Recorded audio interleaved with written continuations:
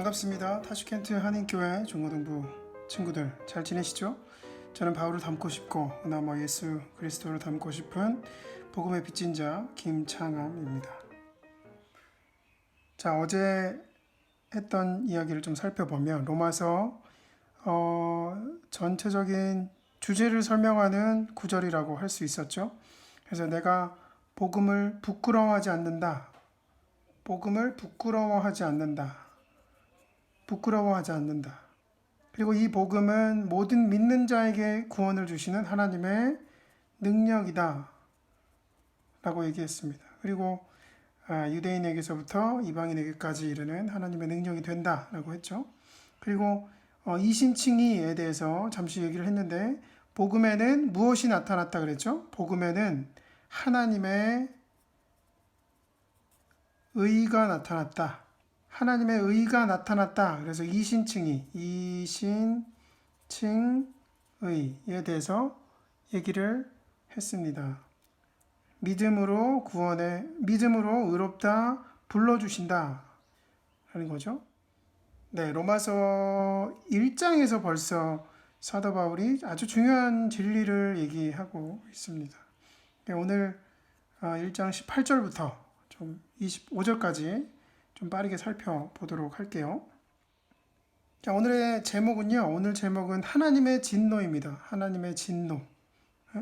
구원의 필요성에 대해서, 하나님의 진노 아래 놓여 있는 여러분, 저와 여러분, 하나님의 진노 가운데 있는 우리 인간에게 하나님이 찾아오신 거죠. 그래서 이 우리가 어떤 존재였는가, 하나님의 진노 아래 있던 인간, 또 지금도 여전히 하나님의 진노 아래 있는 것인가, 이런 걸 좀 생각해 보면서 나아갔으면 좋겠습니다. 여러분, 왜 우리에게 구원이 필요합니까? 왜 구원이 필요합니까?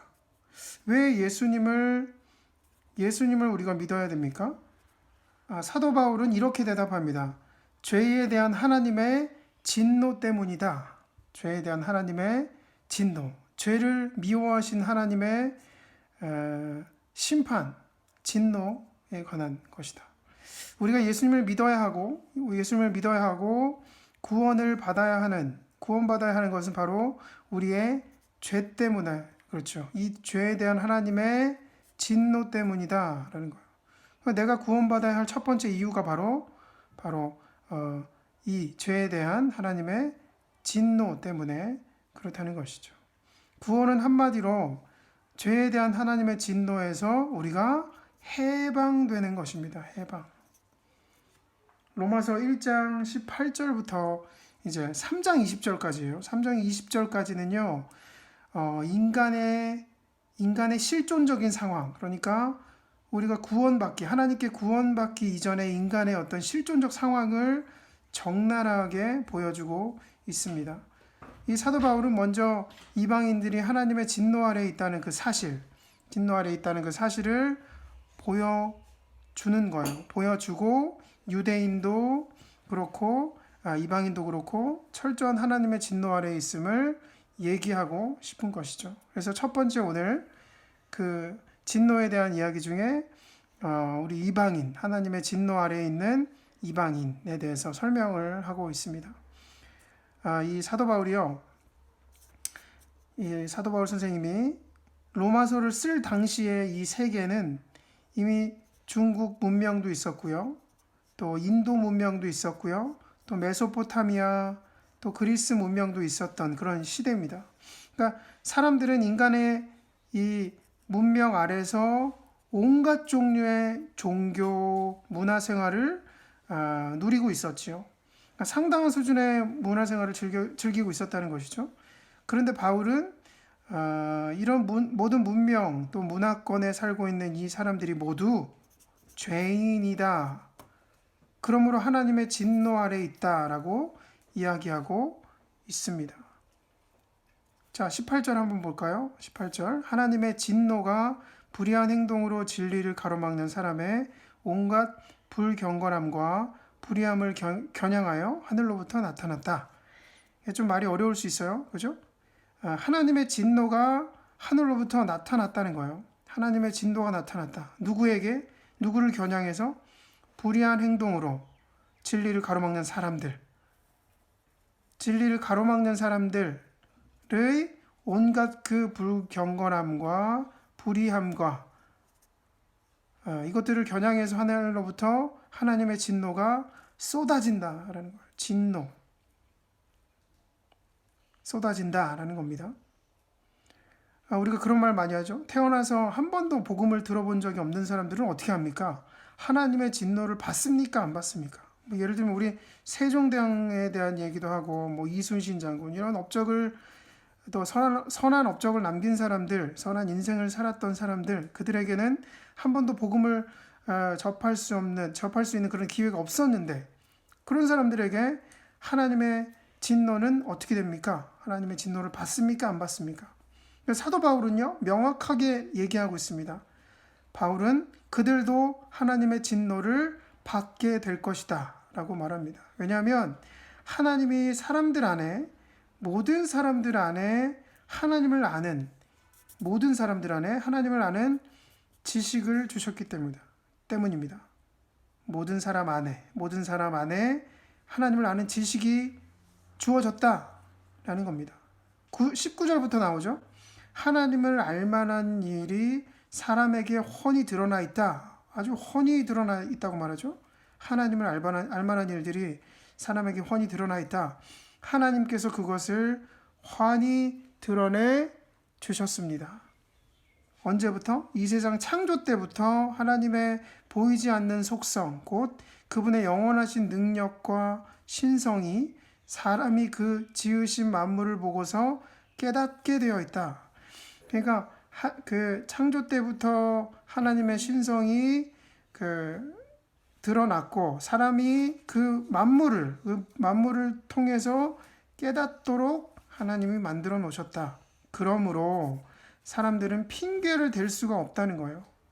마찬가지예요. 세종대왕 이순신 모든 사람들이 예수 그리스도를 알지 못했지만 그때 이 모든 만물을 통해서 하나님께서 영원한 능력, 그 신성을 깨닫도록 하나님이 만들어 주셨다라는 겁니다. 하나님은 사람들 안에 양심을 주셨습니다. 양심. 그러니까 사람들 안에 이 안에 하나님을 알 수 있는 지식, 양심, 이 안에. 바깥에 뭐가 있죠? 바깥에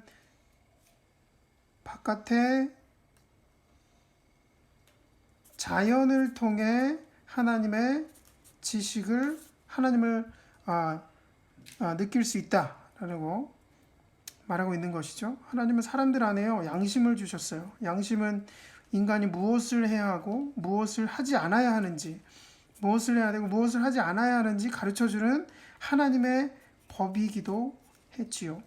따라서 양심을 어기는 것이 하나님의 법을 어기는 것이었습니다. 이 양심을 통해 사람들은요, 죄를 지어서는 안 되는 것, 죄를 지으면 벌을 받는 것, 그것을 기본적으로 양심을 통해 알고 있었다는 것이죠. 그러나 단 한 사람도 이 양심에 따라 살아간 사람은 없었습니다. 인간은 모두 자신의 죄에 대해서 핑계댈 수 없는 입장에 있는 것이죠. 그러므로 하나님의 진노를 피할 길이 없다는 거예요. 또한 하나님은요, 우리 인간 안에 양심을 통해서 하나님을 알려주셨고 또 자연을 통해서 알려주셨기 때문에 안과 밖에 하나님의 지식을 알 수 있도록 다 드러내 보여주셨다. 마치 화가 또 음악가 이들이 그림을 통해 음악을 통해 자신을 알리듯이 하나님도 이 피조물, 이 자연과 이 인간을 통해 하나님의 능력 또 하나님의 신성을 사람들에게 보여주는 그 하나님의 작품이라는 것이죠. 이들처럼 하나님의 작품이라는 것입니다. 하나님은 사람들로 하여금 하나님의 창조물을 통해 하나님을 알 수 있도록 하셨다는 겁니다. 인간은 그래서 분명히 자연 만물을 통해 하나님을 알 수 있다는 거예요. 눈만 떠도 하나님을 알 수 있다는 겁니다. 따라서 창조주 하나님을 부인한다라는 거, 부인하는 인간은 따라서 부인하는 인간은 하나님의 쏟아지는 그 진노를 피할 수가 없다라는 겁니다.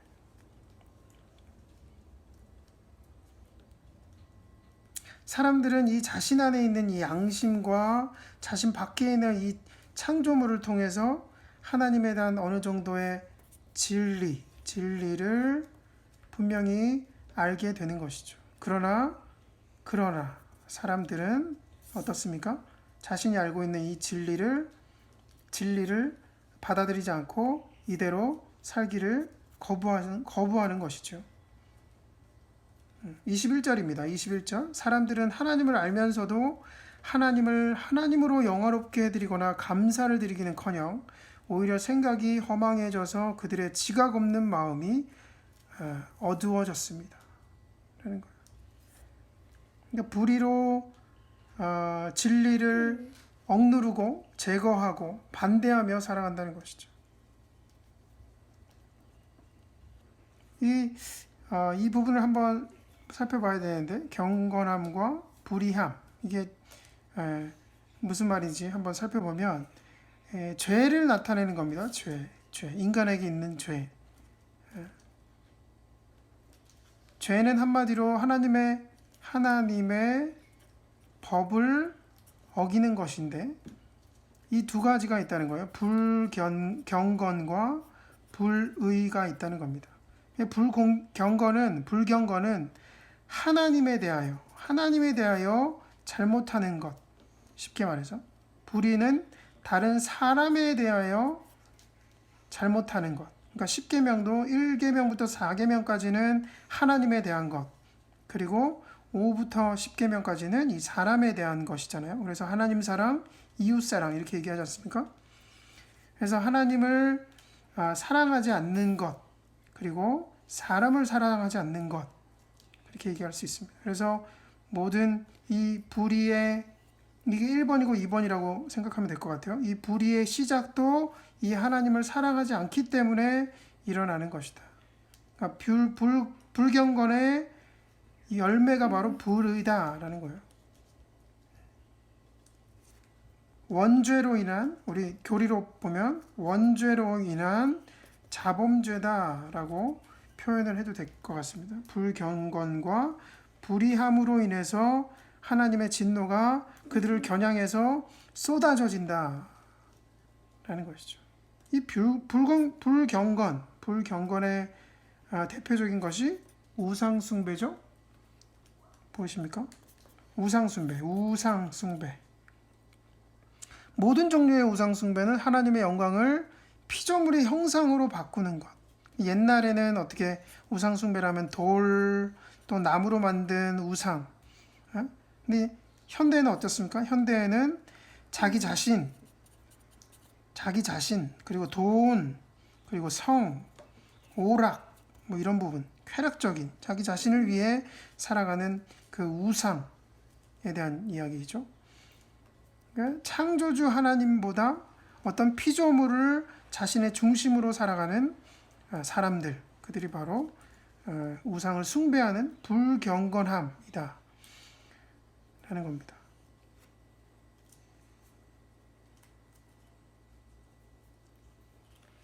그러니까 다시 한번 이거 좀 그림으로 표현하면요, 이 어떤 땅에 어떤 그 깊숙이 뿌리 박힌 이 나무에 많은 열매들이 이렇게 있겠죠? 그래서 이게 땅입니다.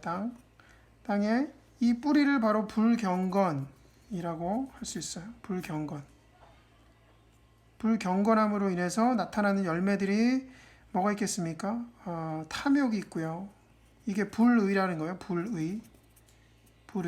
탐욕이 있겠고요. 또 추악함이 있겠고, 뭐 동성애도 관련이 되겠고, 살인, 분쟁, 사기, 또 음란, 이런 것들이 불경건으로 인한 불의가 나타나는 불경건으로 인한 이 열매로 나타나는 것이죠.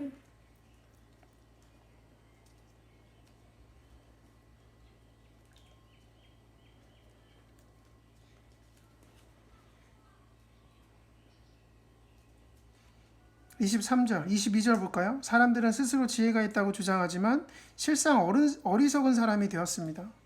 그들은 썩지 않는 하나님의 영광을 썩어 없어질 사람이나 새, 네발 짐승 기어다니는 동물의 형상으로 바꾸었다. 사람들이 이제 이 불경건에 대한 내용이죠. 이 우상으로 섬겼던 섬기고 있는 현재도 짐승으로 기어다니는 동물의 형상으로 바꾸어 놓았다라는 것.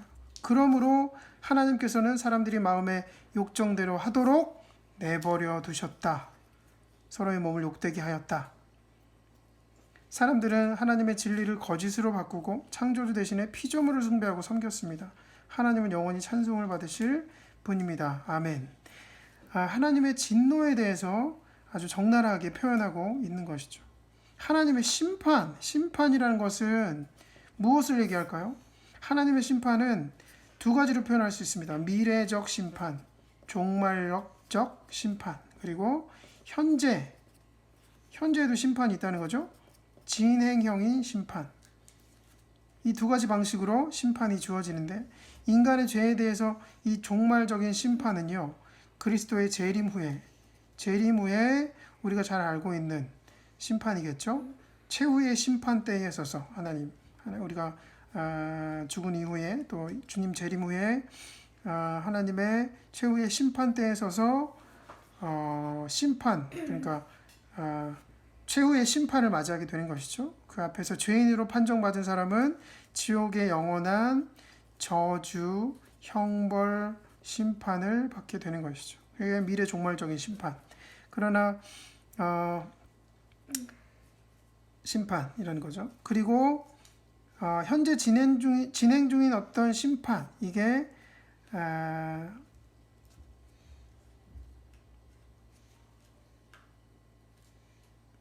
그리고 현재 진행 중인 심판, 이게 무엇일까요? 이것은 바로 24절 말씀처럼 사람들이 마음의 욕정대로 하도록 더러움의 그대로 내버려 두셨다. 그래서 내버려 두심.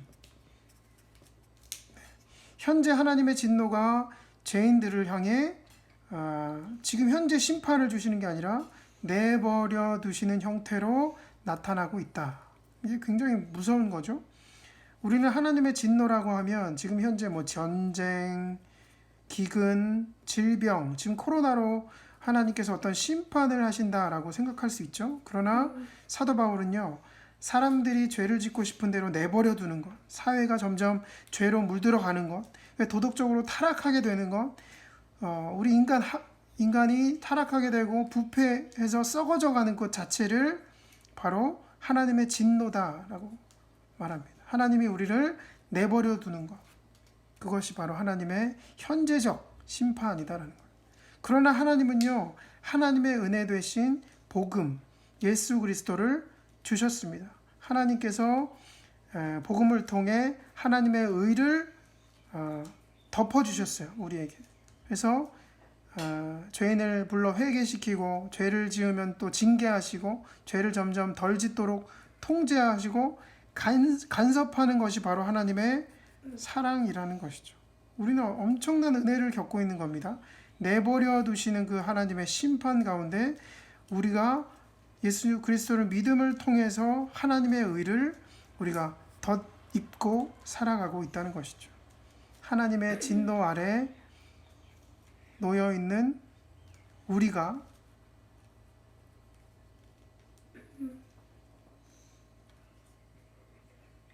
그래서 우리는 늘 날마다 무엇을 구해야 합니까? 하나님 나를 내버려 두지 마소서. 이런 고백이 필요하죠. 하나님 나를 내버려 두지 마시고 내 마음대로 살게 하지 마시고 때마다 나를 간섭하여 주시옵소서. 이런 기도가 우리 안에 있어야 된다는 것입니다. 네, 오늘 좀 이렇게 지저분하긴 한데 하나님의 진노가 누구에게 쏟아지며 하나님이 그 진노하시는 그 사람들이 어떤 사람들인지, 불경건함, 불의함이 어떤 것인지 그런 것들을 좀 알아봤습니다. 우리 좀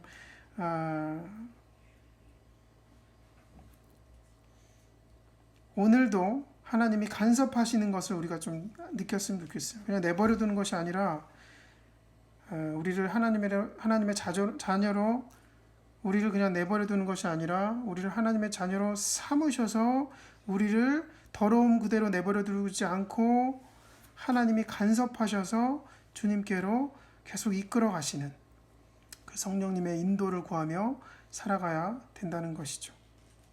이상으로 마치고요. 내일은 또 유대인에 대한 진노, 하나님의 진노에 대해서 알아보도록 하겠습니다.